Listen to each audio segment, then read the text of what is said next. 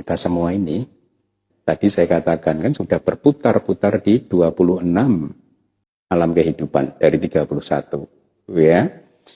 Semua kelahiran ini tercipta karena perbuatan-perbuatan kita sendiri, makanya Buddhis berjuang untuk memperbanyak perbuatan baik dan juga menghindari perbuatan buruk atau karma baik diperbanyak dan karma buruk dihindari.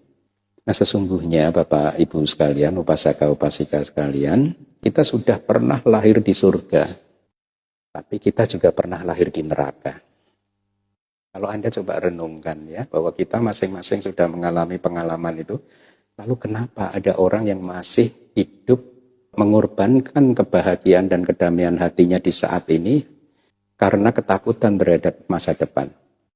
Masa depan kelahiran kita nanti kemanapun kita udah pernah mengalaminya.